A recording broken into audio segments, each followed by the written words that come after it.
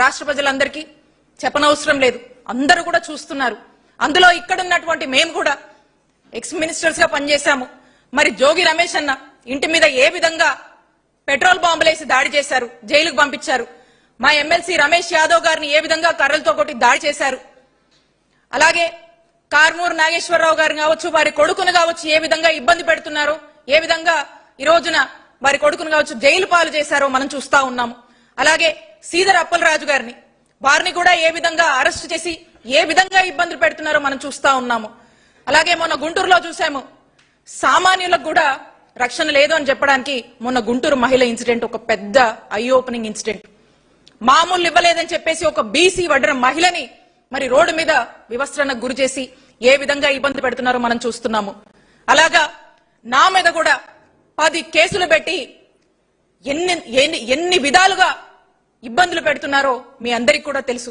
అంటే బీసీలు యాక్టివ్గా ఉంటే వైఎస్ఆర్ కాంగ్రెస్ పార్టీకి సంబంధించినటువంటి ఏదైనా మంచి మాటలు కావచ్చు, ఈ ప్రభుత్వాన్ని చంద్రబాబు నాయుడు గారి మోసాలని ప్రశ్నిస్తున్నందుకు కావచ్చు, ఇన్ని ఇబ్బందులు పెట్టినా కూడా వైఎస్ఆర్ కాంగ్రెస్ పార్టీని నమ్ముకొని జగనన్న చేసినటువంటి మంచిని ప్రజల్లోకి తీసుకువెళ్తున్నందుకు అనేక ఇబ్బందులు పెడుతున్నారు. మరీ ముఖ్యంగా బీసీలను టార్గెట్ చేసి చంద్రబాబు నాయుడు గారు ముందుకు వెళ్తున్నారని ఇవన్నీ ఎపిసోడ్స్ లో స్పష్టమవుతుంది.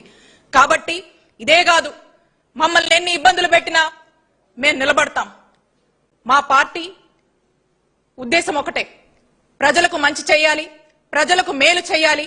మరీ ముఖ్యంగా పార్టీని నమ్ముకుంటున్నటువంటి జగన్మోహన్ రెడ్డి గారి ఆలోచనలు నచ్చి, విధానాలు నచ్చి, పార్టీ అభిమానులుగా ఉన్నందుకు కూడా అలాంటి వాళ్ళని కూడా ఇబ్బంది పెడుతున్నటువంటి పరిస్థితుల్లో వారందరికీ కూడా ఒక భరోసా కల్పిస్తూ ఇప్పటి వరకు కూడా వైఎస్ఆర్ కాంగ్రెస్ పార్టీ అనేక పోరాటాలు, ప్రజల పక్షాన అనేక ప్లాట్ఫామ్స్ లో అనేక ఇష్యూస్ మీద మరి స్పందించడాలు, యాజిటేషన్స్ అన్ని కూడా చేస్తా వచ్చాం.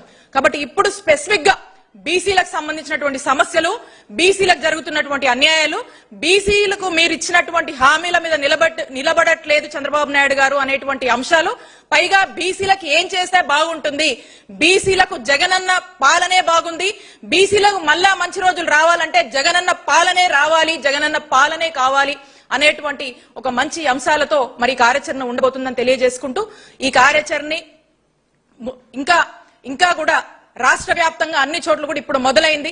ఇంకా ముందు కూడా చాలా పెద్ద ఎత్తున ఈ కార్యాచరణని ముందుకు తీసుకువెళ్లి వైఎస్ఆర్ కాంగ్రెస్ పార్టీకి, అలాగే బీసీల కోసము ఒక మంచి పాలన, ఒక గోల్డెన్ ఎరా అనొచ్చు, అలాంటి గోల్డెన్ ఎరాని మళ్ళా బీసీలకు తీసుకురావడానికి బీసీల మద్దతు కోరుతూ ప్రజల్లోకి వెళ్లబోతా ఉన్నాం. Thank you.